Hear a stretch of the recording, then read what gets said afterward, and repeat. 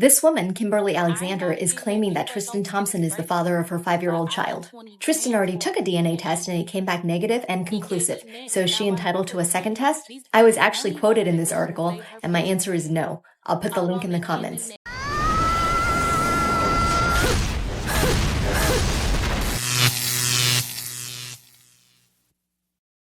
Welcome to The Wall. In today's video, we want to show you how this country is supporting irresponsible women by preventing the approval of a law that would mandate mandatory DNA testing. We'll delve into stories and data of true impact that society doesn't tell you about paternity fraud. Before we begin, we want to thank you for being here. Your support means a lot to us.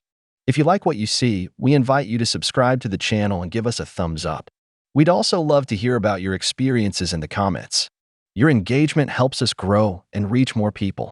Thank you for being part of our project. And let's make America great again. Hey, listen, if you told me at 5 a.m. this morning that when I woke up to get my blood work that I would get a live showing of The Maury Show, I wouldn't believe you. I also wouldn't think my insurance would cover it. This morning at like 5:30, I went to get like routine blood work done, before work. And while I was waiting in the lobby, there was a couple and their baby sitting next to me. Super early in the morning, I'm like falling asleep in my chair. When I hear the couple next to me, the man go, we wouldn't be here if you didn't sleep with my best friend. When I tell you the strength of my methichinators from growing 3 times in size rose me out of my sleep, and I was like, I'm sorry, what the fuck did you just say? And he's sitting next to him and was like, shh, keep it down. And I'm like, bitch, do not keep it down. I turned into the Black Eyed Peas. I was like, pump it louder. Man responds even louder. He's like, what? Are you ashamed because you're a 2-timing bitch and I don't even know if this child is mine? Gears in my head are turning and I'm like, oh my God, this woman cheated on this man with his best friend and now they don't know if that baby is his. I'm looking at the baby like, sir, I don't think you need a paternity test. How do I say this? You are not the father. Response to him, I don't want to use her real name, but she's like, Javier, how many times do I have to tell you? Baby Andrew is your baby. Just look at him. She told him to look at that baby. It reminds me of like that video where there's like a bunch of cats and like a dog is trying to infiltrate a little cat group and is dressed like a cat. Javier is the cat, and you look at baby Andrew, this is what he looks like. I got called in for my blood work, but honestly, I would love to be a fly on that wall. Bro, justice for Javier. Actually, fuck that. Justice for baby Andrew. He don't know who his father is. Nearly 30% of DNA tests come back negative in this country. With such a high rate of men being falsely accused of fatherhood, why wouldn't you consider DNA testing? DNA testing should be mandatory immediately after the child is born. But as you know, the government has never supported men because they know that with this female sexual liberation, thousands of women would have to face the consequences of their actions. But do you think women will allow such a law to be passed? Of course not. They would never allow it over their dead bodies. Taking responsibility for the modern woman is like kryptonite. But what angers me the most about this is the role of the state. If a woman wants child support from a man, all she has to do is accuse him. Without asking, they will go after this man, take his money. But even if you ask for a DNA test, the judge will prolong the process so you can't do it. And worse yet, the woman won't want you near the child. She will make sure a judge doesn't allow you to see the child so you won't be able to take the test. But worse still, in states like Texas, even if the child is declared not yours, you still have to keep paying child support. You continue to pay for the sins of another man, the Chad. This woman better pay for what she did. Javier, we stand with you.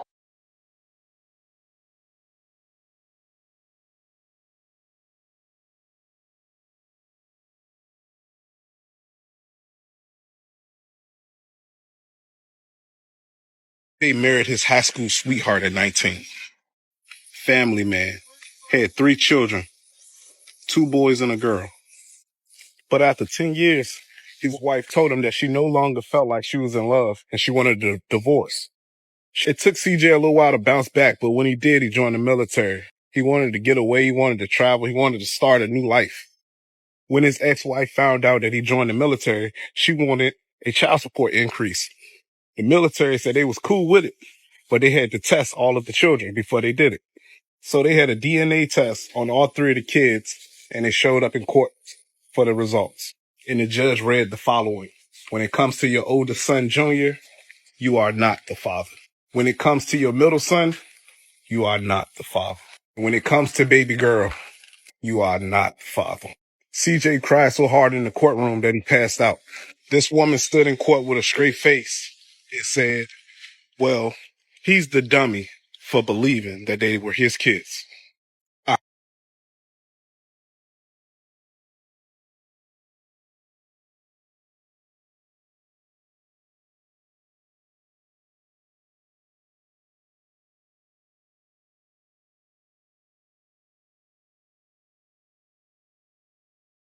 The modern woman, mostly single mothers, mostly uses this horrible phrase, the father is the one who raises, not the one who begets. How terrible it is to make a simp raise another man's child using this as blackmail. The father is the one who begets, that is his seed, that is what you should be taking care of. Stop taking care of Chad's children, always get DNA tests for your children. This man imagines the pain, how despicable this woman is. 3 children, 10 years of marriage, not a single child could she have from this man. She had to have 3 children with someone else. That's why I always tell him to get his DNA test. Look at how little remorse this woman had. He's the fool for believing they were his children. How narcissistic can someone be to have so little regard for another person's feelings? If a woman denies you a DNA test, then tell her to go to hell. You can always replace a wife, but never a child. Once that child is born, you put your name on it. By the state, that child is yours. It's hell trying to remove your name because she and the state won't let you do it because it's not convenient for them. It's convenient for you to keep maintaining another man's sin like a slave without protesting. I kept hearing this over and over again, that there was like 30% of fathers who found out that they were not actually the biological father of their child. Now, when I jumped into this and I did quite a bit of digging, I found that that particular statistic is coming from sources that do DNA testing when it's actually in question. Now, there was this really intricate study done using all the different genealogy sites, and they were using genetic markers that could only be passed down if both parents carried the gene. And I think spina bifida was one of them. There were a couple. But it made tracing lineage much more accurate in the broader population, and not just from the companies where people are going in there because there's already a suspicion that he's not the father. And what they found in this big, long, in-depth study was that in the US, it is about 3% of men raising children that are not biologically theirs. Now, before all the women just start seal clapping all over the place, let me give you some other numbers. Now, we're going to start with 3% of fathers are raising children that are not biologically theirs. Now, you take that number and you go to how many fathers are there in the United States? Want to guess? 70 million. And we're using rough math here, but that gives us a number of fathers not raising their biological children at 2,590,000. Over 2.5 million. If you weigh that against the 6.69 million single father households, that means that there is a fair shake of these guys that are raising children not biologically theirs as single dads. Obviously not all of them, but the likelihood is that there's a percentage in there. Those numbers are coming out of the US based off of a collection of all of the different genealogy sites. So although it's not 30% of all fathers across the entire United States, it is still over 2.5 million.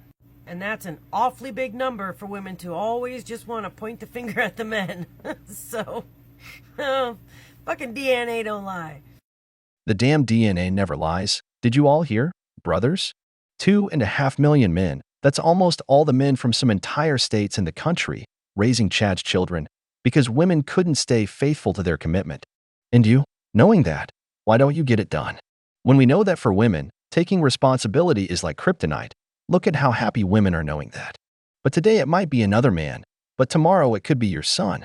That's why always tell the woman before your first baby that a non-negotiable for you is the DNA test. If that woman denies you the right to know who the real father is, then you know the child isn't yours. Don't let yourself be blackmailed by her words, saying things like, "How could you believe I would do such a thing?" Remember, they told all those men the same thing, and the tests came back negative. Don't think, mine is different, because they thought the same thing too. When you know that 2.5 million men were deceived, what makes you think you can't be a victim of this injustice? Brothers, watch the next video to see how the state, to which you pay taxes, is playing against you. Meet Carnell Smith. Carnell Smith was a father out of Atlanta, Georgia, who, when his child turned 11, this beautiful girl that he had raised, his pastor told him he needed to get a paternity test. He went and had not one, but 2 paternity tests that said he was never the father to begin with. Obviously, he took this to the courts and said, not only is it not my child, I shouldn't have to pay child support, I should get that money back. The judge told him he should have found out sooner, ordered him to continue paying child support, and now he's not even allowed to see the kids. Well, that didn't sit right with Carnell. This man took it all the way up to the Supreme Court and went to 11 different states to protect guys like you from this when it happens. It's called paternity fraud. A real-life hero that everybody should know his name if you ask me in my book. That's my buddy. This man deserves a beer because he's fighting for every man who goes through this situation. What he's been through. This man is a hero to me. How low must a judge sink to continue supporting the agenda of empowering women?